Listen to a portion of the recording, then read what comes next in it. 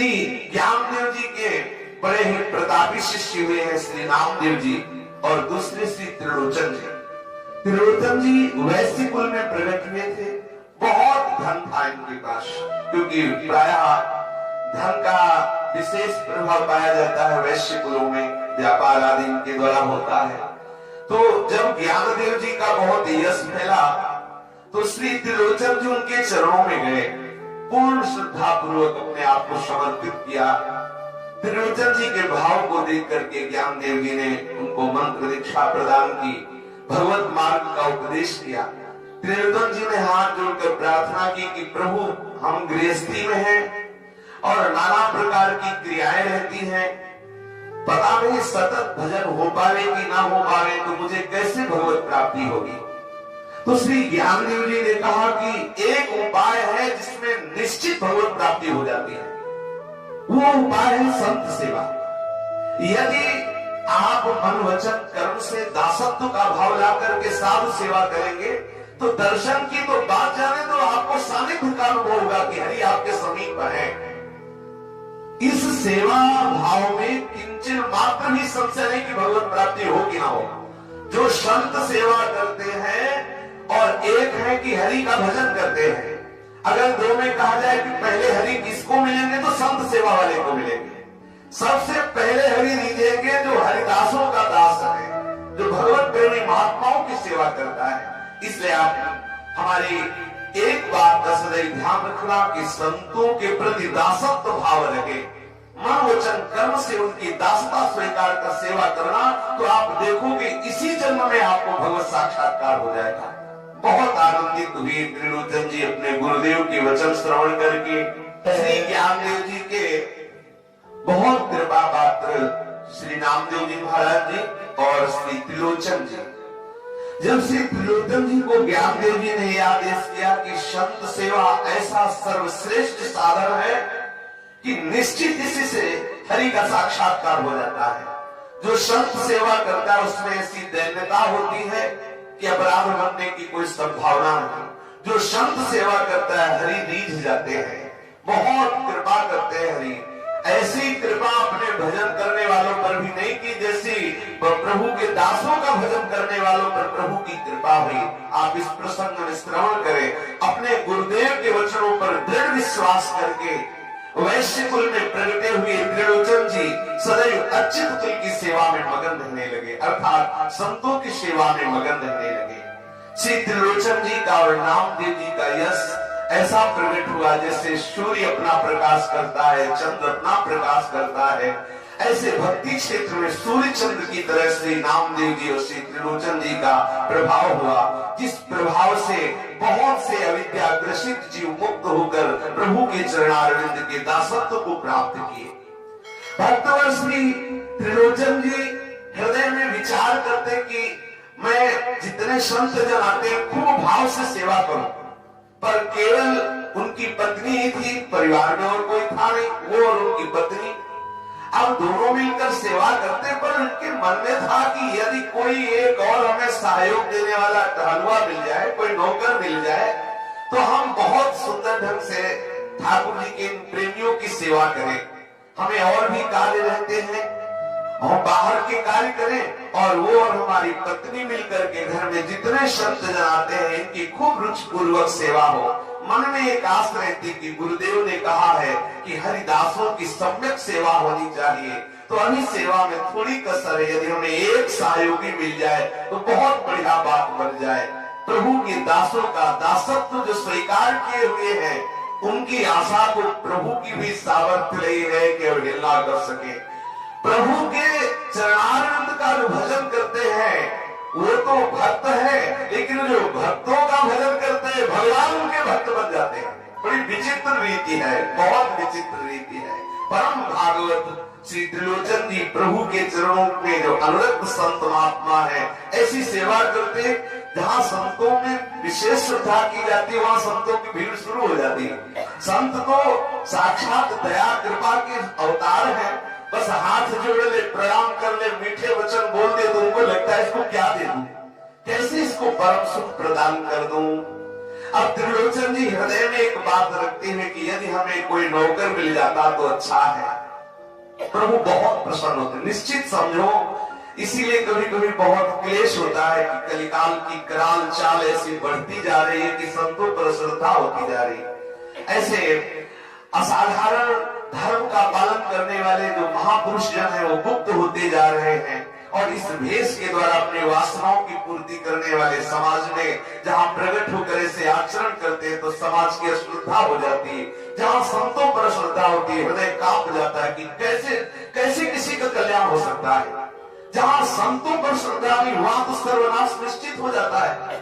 जिस घर में, जिस गांव में, जिस देश में जहां संतों का अपमान होता है वहां सब बिगड़ जाता है। एक पाखंड से ग्रसित होकर के अपराध में वृद्धि करेगा तो सच्चे संतों की भी निंदा होने लगती है। यानी सब संत ऐसे हैं, संतों पर संशय होने लगता है, संतों की प्रति भावना का नाश होने लगता है।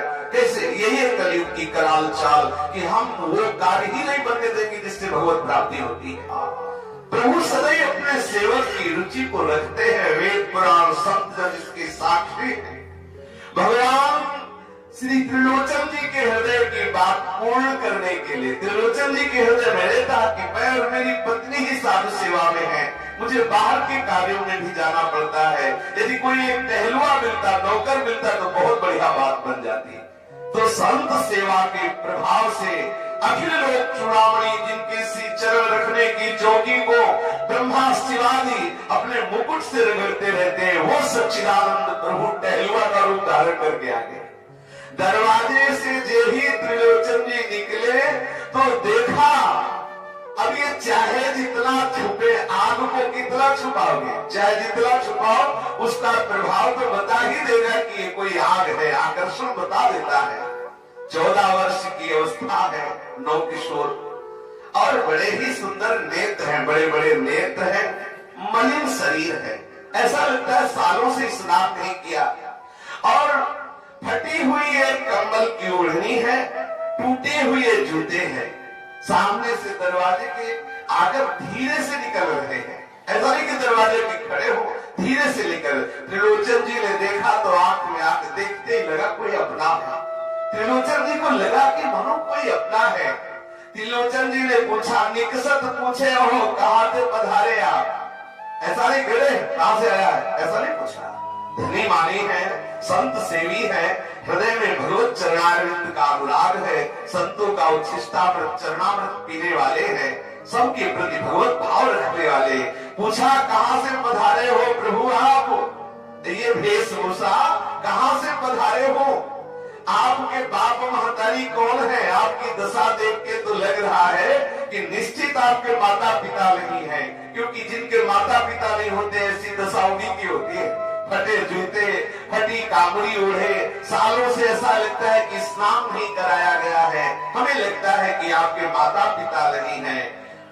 श्री भगवान ने कहा आपका अनुमान बिल्कुल ठीक है, आज तक हमको पता ही नहीं चला कि हमारे माता पिता है कौन, और है ही कौन इनके माता पिता? खुद सारे जगत के माता पिता है, भ्रकुटी विलास सृष्टि लय हुई। हमारे माता पिता का हमें आज तक पता नहीं चला। त्रिलोचन जी ने कहा तब तो बड़े दुख की बात, आपने बड़ा कष्ट सहा होगा, माता पिता का आपको दुलार नहीं मिला होगा, तुम्हारे माता पिता नहीं है। अब आप हमको ये बताओ कि आप ऐसे कैसे टहल रहे हो? बोले हम तो नौकरी की तलाश में हैं, हम तो नौकर हैं, अगर कोई हमें नौकरी दे दे तो हमारी बात बन जाए। त्रिलोचन जी ने कहा अच्छा, मन में प्रश्न नहीं कि हमको भी तो नौकर की जरूरत है, और ये बड़ा रसिया नौकर लगता है, मंद मंद मुस्कुरा रहे, हमें लगता है इससे हमारी बात जम जाएगी। उन्होंने कहा तुम भेंट क्या लेते हो? बोले भेंट तो कुछ नहीं लेते, बस हमारा स्वभाव मिल जाए तो हम नौकरी कर लेते हैं, स्वभाव मिल जाए। त्रिलोचन जी ने कहा भाई अनमिल बात कौन सी ऐसी बात है जो आपकी नहीं मिलती स्वभाव में? बोले हमारे और हमारे मालिक का यदि स्वभाव मिल जाए तो हम नौकरी कर सकते हैं। कौन सी बात है जो आपका आपके मालिक से बनता नहीं है? बोले एक बात है कि हम 5-7 शेर रोज भोजन पाते हैं। 5-7, 5-5 10 2 12, 2 किलो का बाल भोग, 5 किलो का रात भोग और 5 किलो का शयन भोग, मतलब 12 किलो हमारा रोज का आहार है। और बस जहां हमें 2-4-10 दिन कहीं नौकरी की इतना भोजन पाया तो उठत रिसाए है, मालिक नाराज हो जाता है, हमको रखता नहीं। त्रिलोचन जी बड़े विरोधास्पद भगवान की बात सुनकर के प्रसन्न हो रहे। इतना छोटा बालक और 12 किलो रोज पावे तो उनको आश्चर्य सा लगा। उन्होंने सोचा शायद विनोद में बोल रहा हो। तो श्री त्रिलोचन जी ने कहा देखो खाने पीने की तो कोई चिंता नहीं, ठाकुर जी ने सब कुछ दे रखा है, आप इस बात के लिए न सोचे कि कोई खाने पीने में यहाँ कमी पड़ सकती है। पर बात ये है कि आप भेंट कितनी लेंगे? बोले बस हमारी भेंट पूजा जो कुछ है यही है, 5-7 शेर मतलब 12 किलो आहार यदि हमें मिल जाए तो फिर हमारी आप सेवा की चतुराई देख ले। क्या सेवा जानते हो? बोले वैसे तो हम चारों वर्ण की सेवा करने का रास्ते जानते हैं, चारों वर्ण में कौन कैसी क्या सेवा पर विशेषता हमने संत सेवा की प्राप्ति की। डिग्री हमें संत सेवा की प्राप्त है, पढ़ाई तो चारों वर्णों की सेवा की है, पर डिग्री है हमारे पास, अर्थात हम बच्चापन से महात्माओं की ही सेवा में लगे हैं। और एक खास बात है कि हम जहाँ सेवा करते हैं वहां दूसरे की जरूरत नहीं है, सब सारी सेवा हम अकेले कर लेते हैं, बढ़िया बढ़िया व्यंजन बना लेते हैं, सब कुछ हम जानते हैं, बस केवल एक निर्वाह कर लिया जाए कि देखो भगत जी जो हमारा भोजन होगा वो केवल भक्ताई नहीं बनाएगी, आपकी पत्नी स्वयं पीसेंगी, स्वयं दाल चावल फुल्का सब बनाएंगी, हमें रोज पवाएंगी।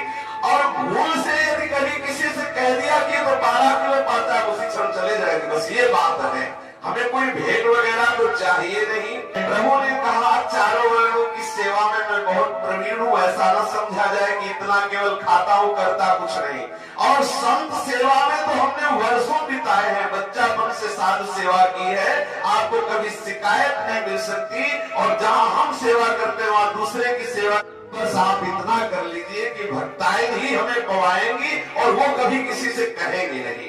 प्रभु विचार कर रहे हैं कि त्रिलोचन जी की पत्नी ने बहुत साधु सेवा की, उसके हाथ बहुत पवित्र हो गए, बड़ा रस है उसके हाथ में, अगर वो रसोई बना के पवाएगी तो हमें बहुत स्वाद आएगा।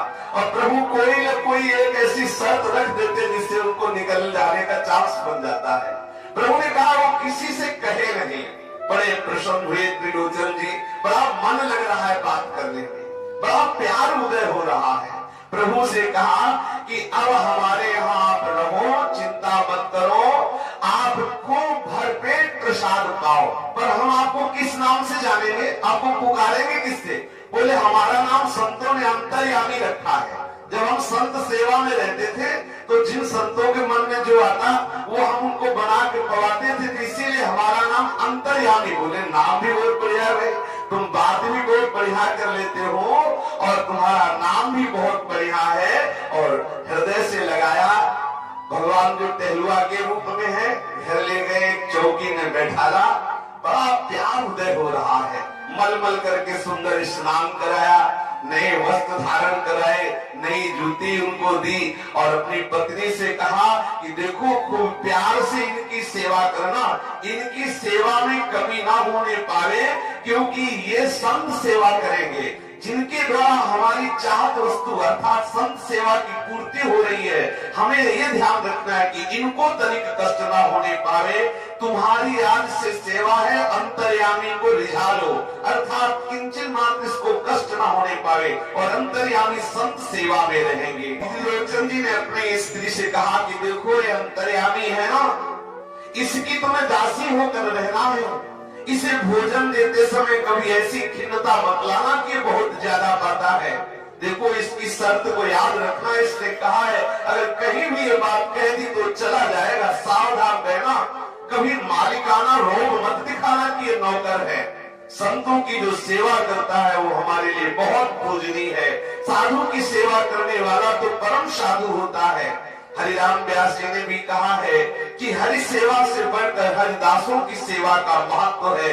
जो भी प्रसाद पावे बहुत प्यार से इनको पवाना।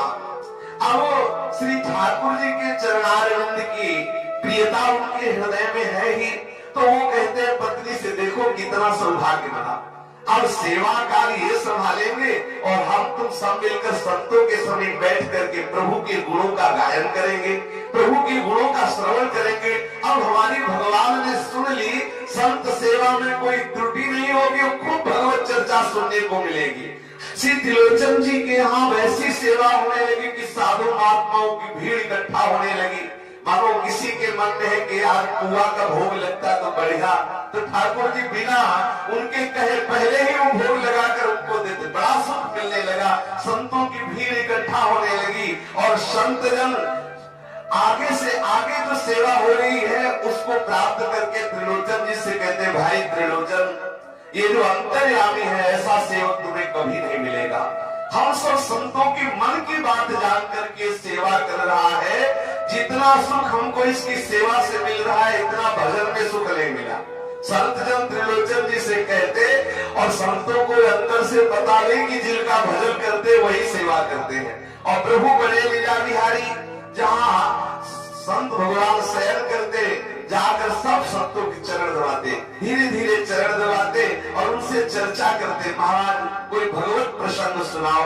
संत जन सुनाने लगते, जहाँ कहीं चूक हो जाती तो कहते कि संत भगवान से अंतर्यामी जी कहते कि मैंने पहले संतों से सुना है, ऐसी कथा है क्या? ऐसी ही है। संत कहते हाँ हाँ ऐसी है भाई अंतर्यामी, तुम तो बहुत पुराने श्रोता लगते हो। तो भगवत चर्चा के पुराने श्रोता श्री हरि ही है। जहाँ कहीं भगवत या भागवत चर्चा होती है सबसे प्रथम श्रेष्ठ श्रोता श्री हरि ही है। अंतर्यामी संतों को बहुत लाल लड़ाते, अंतर्यामी जो ठहरे सबके मन की जान लेते। जैसे किसी संत के मन में आता कि आज अगर रबड़ी का भोग लगता तो बढ़िया, तो अंतर्यामी जी समीप जाते हो, बोले महाराज जी आज हमारे मन में आ रहा रबड़ी का भोग लगाओ। संत ने कहा हाँ हाँ आज रबड़ी का भोग लगाओ। संत बड़े प्रसन्न होते और भगवान संत रबड़ी ले जाकर के संतों को खवाते। त्रिलोचन जी को बुलाकर संत जन कहते कि हमारे हृदय में जो सुख पहुंच रहा है हम तुम्हें कैसे बताए। त्रिलोचन जी आप बड़े भाग्यशाली हैं जो आपको ऐसा सेवक प्राप्त हुआ। प्रभु सब संतों की अचला लगोटी कॉपी कमंडले सब व्यवस्था सब धो के फैला। देखो कैसे कृपालु प्रभु को ये जो चाव था ना, ये केवल अपने दासों को सुख पहुंचाने के लिए। इस संत सेवा में क्या सुख है ये प्रभु स्वयं ऐसा स्वागत करना जानते हैं, इसीलिए ऐसा कर रहे हैं। नहीं तो किसी एक पार्षद को भेज देते, अनंत सामर्थ्यशाली भगवान के पार्षद किसी एक पार्षद को कह देते जाओ त्रिलोचन जी के यहाँ, समस्त सिद्धियां हाथ जोड़े पार्षदों के सामने खड़ी रहती, सब कुछ करने में समर्थ है। लेकिन देखो पार्षद नहीं स्वयं सरकार त्रिलोचन जी को सुख पहुंचाने के लिए और भक्तों को सुख किसी की लगोटी धो के फैला देते, अचला धो के फैला देते, चरण दावते हैं, मन के अनुकूल सुंदर भोजन पवाते हैं। संत भगवंत में खूब प्रीति का विस्तार हो रहा है, सुंदर नाम कीर्तन हो रहा, सुंदर भगवत चर्चा हो रही है। सब संतों को अंतर्यामी लाल लड़ा रहे और अंतर्यामी को संत जन लाल लड़ा रहे। संत जन बड़ा दुलार करते, हृदय से लगाते तो बड़ा सुख मिलता है। सब संतों को जो कुछ दिनों के लिए आते थे अब तो वही सब पड़ाव कर गए। जो आता जाने का नाम ही न लेता, चक पाने को मिल रहा है। जो भजन ध्यान से सुख नहीं मिलता वो अंतर्यामी की सेवा से सुख मिल रहा है, कौन जाएगा? त्रिलोचन जी को बड़ा सुख पहुंच रहा है कि हमारे हो भाग्य संत भगवान सब एकत्रित होकर यश का गान करते हैं। अब हृदय में बड़े सुख का संचार हो रहा है। त्रिलोचन जी की जो पतली थी कहती तो कुछ नहीं थी लेकिन ऊब गई थी। क्या? अब 12 किलो रोज कूटना पीसना बनाना बना के पवाना और पवाते समय किनका भी नहीं बचना। जब पूछती कि और रोटी तो बस सर हिला देते। जब बाद में बर्तन में जो कहीं किनका रह जाता उंगली से इसे चाटते और उधर रसोई की तरफ देखते तो उनकी पतली कहती है जो 12 किलो था वो खत्म हो गया। तो भगवान कहते अच्छा कोई बात नहीं कल और बना देना और आचमन करके उठ जाते। त्रिलोचन जी की पतली बहुत अंदर से रिस करती कि कभी नहीं कहता कि छक गए, कभी नहीं कहता कि मैंने तो 2 रोटी तुम भी पा लेना, कभी नहीं कहता। एक दिन बड़ा अवसर मिला, ठीक से बना के पवाया और निकल करके अपनी मित्र पड़ोसी के पास गई। वहां जाकर के पास बैठ करके, अब स्त्रियों को एक श्राप है महाराज युधिष्ठिर का। जिस समय पूरा युद्ध हो गया था और तर्पण क्रिया हो रही थी उस समय श्री कुंती माता ने युधिष्ठिर जी से कहा था कि कर्ण के लिए भी तर्पण करो। उनका कर्ण के लिए क्यों करूं, उसी के कारण तो पूरा भयानक युद्ध हुआ। तो उन्होंने कहा कि मैं बता नहीं पाई, वो तुम्हारा बड़ा भाई है। बहुत कष्ट हुआ युधिष्ठिर को कि अगर तुम ये बात हमें पहले बता देती तो नरसंहार ना होता, क्योंकि दुर्योधन पूर्ण समर्पित था कर्ण के लिए और कर्ण मेरा बड़ा भाई था, हम दोनों राजी हो जाते, उसे राजा बना देते तो युद्ध होता ही नहीं। बहुत अंदर कष्ट हुआ युधिष्ठिर को और उन्होंने श्राप दिया कि आज के बाद मैं श्राप देता हूं कि कोई भी स्त्री गुप्त बात अपने मन में छुपा नहीं पाएगी, चाहे दीवान से बताना जरूर पड़ेगा। ये महाराज युधिष्ठिर का श्राप है। तो ऐसे ही कुछ अंदर जैसे कोई हजम न हो, उल्टी करना ही पड़े, ऐसे ही बात होती है। बोले देखो तुम्हें हमारी कसम है, कहना नहीं किसी से। ऐसे ही त्रिलोचन जी की पत्नी ने कहा कि देखो तुम्हें हमारी कसम है, कहना नहीं बात, हम तुमसे बात बताने आएंगे। उन्होंने कहा बहुत दुबली पतली हो गई। बोले 12 किलो रोज गेहूं तैयार करके और रोज 12 किलो आटा पीसना पड़ता है, ढेर सारी सब्जी हलवा पूड़ी सब क्या क्या बनाना पड़ता है। बोले क्यों क्या हो गया? बोले टहलुआ निवाला है ना, वो अंतर्यामी उसका नाम है। कभी हमने आज तक नहीं सुना कि वो ये कह दे कि बस करो छक गए। पता नहीं कि तो बड़ा पेट है, अर्थात बड़ा भूखा है, कितना भी खवाओ कभी तृप्ति का अनुभव नहीं करता। एकदम ध्यान बात आई कि त्रिलोचन जी ने कहा था अगर किसी से बता दोगी तो चला जाएगा। तो उनका देखो तुम्हारे हाथ जोड़ के तुम्हें हमारी कसम है, बताना नहीं किसी से। लेकिन ये क्या पता कि वो अंतर्यामी हो तो सब सुन ही रहा है। बस ये कह के अपने घर में आई, तो जो ही घर में आई तो देखा कि अंतर्यामी नहीं है। शक हो गया उनको कि हमने जो बता दिया अपने मित्र सखी से, हमें लगता है अंतर्यामी को पता लग गया। त्रिलोचन जी अंतर्यामी कहाँ हो? अब वो ढूंढ रहे हैं घर में। जब कई घरों में ढूंढा, वहां देखा, आज तक ऐसा नहीं हुआ था कि अंतर्यामी साधु सेवा छोड़कर कहीं जाए। पत्नी से कहा क्यों नहीं, बता तो, सच्ची बता, कहीं किसी से बता तो नहीं दिया? डरते हुए उन्होंने कहा कि हमने बता दिया, अपनी एक सखी है, मित्र है, पड़ोसन, उससे बता दिया है।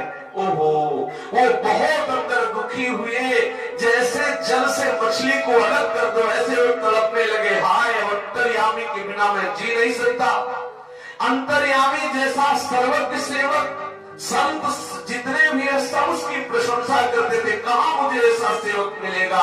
घर घर पूछते डोल रहे, हमारे अंतर्यामी को देखा है क्या? कभी एकदम जोर से रो पड़ते, अंतर्यामी तुम कहां हो, पुकारते। अब न खाना न पीना, हृदय में बड़ा अंदर क्लेश। हाँ अंतर्यामी तुम कहां हो, एक बार क्षमा कर दो, दोबारा ऐसी गलती नहीं होगी। हे अंतर्यामी आप कहां चले गए? पत्नी को बार बार कहते, अरे अभागिनी तूने क्यों ऐसा बोल दिया? इतना संत सेवा करने वाले, सबको सुख पहुंचाने वाले, उनके प्रति तूने कैसा अपराध कर दिया? वे रिस करके चले गए। हाय, एक एक घड़ी कलम के समान उनके बिना बीत रही है। मेरा शरीर भी जल नहीं जा रहा, मेरे प्राण क्यों नहीं निकल जा रहे उनके वियोग में? हमारे लिए दसों दिशाएं तापकारी हो गई। हाय हाय, हमारा हृदय कर रहा है, कैसे मिलेंगे मुझे अंतर्यामी? रात दिन वो हाथ जोड़े खड़े रहते, क्या क्या है, और तत्काल वो सब सेवा कर देते। ऐसा कहां मिलेगा कोई? दीन जान करके, परम प्रेमी जान करके आकाशवाणी होती। प्रभु ने त्रिलोचन जी को अपनी दिव्य वाणी के द्वारा संबोधन किया। 3 दिन 3 रात बीत जाने पर दुखी त्रिलोचन जी को भगवत वाणी सुनाई दी। आकाशवाणी हुई कि देखो तुम खेद मत करो, वो अंतर्यामी होकर और कोई नहीं, मैं स्वयं था। प्रभु ने कहा कि वो अंतर्यामी होकर और कोई नहीं, मैं स्वयं था। मैं संत सेवा का सुख पाने के लिए और तुम्हारे हृदय की लालसा पूरी करने के लिए अंतर्यामी के रूप से तुम्हारे यहाँ सेवा कर रहा था। तुम ऐसा मत समझो कि मैं तुम्हारे घर से चला गया हूँ। जिस घर में संत सेवा होती मैं सदा वहाँ निवास करता हूँ। मैं तो अधीन तेरे घर में ही रहूं लीन, मैं तुम्हारे ही घर में रह रहा हूँ, क्योंकि जहाँ संत चरणामृत उच्छिष्टामृत गिरता है, हरि उस घर को कभी नहीं छोड़ते हैं। मैं तुम्हारे समीप ही रह रहा हूँ, मैं तो तुम्हारे अधीन हूँ। तुम अब कहो तो मैं सदैव तुम्हारे यहाँ प्रकट रूप धारण करके सेवा में हूँ। तुम यदि आदेश करो तो मैं सदैव तुम्हारी सेवा में रहूं। ऐसी आकाशवाणी हुई। आकाशवाणी ने कहा तुम खाओ और पियो, आनंद पूर्वक रहो, मैं तुम्हारे घर में ही वास करता हूँ, मैं तो तुम्हारे अधीन हूँ, मैं ही स्वयं अंतर्यामी सेवक के रूप में तुम्हारे यहाँ रहा। अब आदेश करो तो मैं जो घर में लीन हूँ, मैं प्रकट होकर तुम्हारी सेवा में आ जाऊं।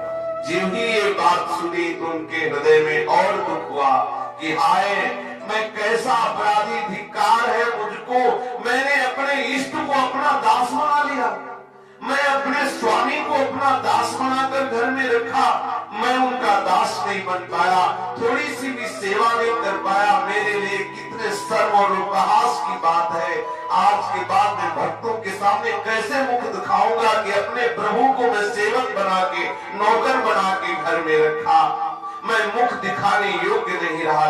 लोग मुझे भक्त कहते हैं, पर कहो तो हमने कौन सी भक्ति की, और वो मेरी मूढ़ता तो देखो, मैं अपने स्वामी को जान न सका और हमारे समीप रह गए। अपने भक्तों से प्रेम करने की इनकी रीति को देखो कैसी गुप्त है। मेरे मन में भी ये बात नहीं आई कि मेरे स्वामी है। प्रभु ने मेरी तुच्छता की ओर जरा सा भी ध्यान नहीं दिया। उनकी भक्त वत्सलता की बात तो केवल उन्हीं से बन पड़ती है। उन्होंने मेरे नाम मात्र के गुणों पर रीझ गए और समस्त अवगुणों का समुद्र इस बात पर ध्यान ही नहीं दिया। प्रभु मेरे घर आए, इतने दिन रहे, मैं ऐसा मूल उनको दुलार न कर सका, उनकी सेवा न कर सका, उनको जान न सका। हाय, एक बार वो आ जाए, बस वो एक बार आ जाए, मैं दौड़कर उनके पैरों में लिपट जाऊं। श्री त्रिलोचन की आकांक्षा करते, एक बार प्रभु पुनः आ जाए, मैं दौड़कर उनके चरणों में लिपट जाऊं। इस प्रकार त्रिलोचन जी अंतर्यामी का ध्यान करते हुए रुदन करने लगे। प्रभु ऐसा कैसे हो सकता है कि कोई उनका भक्त ऐसा पुकारे और वो ना आए। मंद मंद मुस्कुराते हुए सरकार सामने प्रकट हो गए। त्रिलोचन जी दौड़कर प्रभु के चरणों में लिपट गए। प्रभु ने उनको हृदय से लगाया और कहा, देखो, इसी हमारे रूप का तुम सदैव ध्यान करना और अपना समय संत सेवा और सुमिरन में लगाना। तुम सदा सदा के लिए हमारे नित्य धाम में आ जाओगे।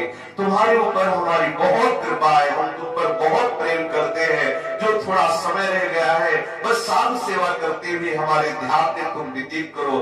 श्री त्रिलोचन जी को अपने गुरुदेव ज्ञानदेव जी के द्वारा जो उपदेश मिला, उसे अक्षरशः उन्होंने उतारा तो ठाकुर जी साक्षात करुणानिधान भगवान जिनकी अनंत सत्या सेवा में रहते हैं, वो त्रिलोचन जी के यहाँ नौकर बन करके रहे। और त्रिलोचन जी का जैसा सौभाग्य त्रिभुवन में प्रकाशित हुआ, ऐसा भजन करने वालों का नहीं हो सकता जैसा भक्त का भजन करने वालों का हुआ। तो सदैव महापुरुषों के चरणों का आश्रय और उनके साथ ऐसा वर्ताव, ऐसी सेवा की ओर द्रवित हो जाए और द्रवित होकर जो हमें आज्ञा करे, प्राणपण से उस आज्ञा का पालन करने से निश्चित भगवत प्रेम की प्राप्ति, निश्चित भगवत साक्षात्कार हो जाता है। शेष सच जागे। श्री राधा वल्लभ लाल की जय।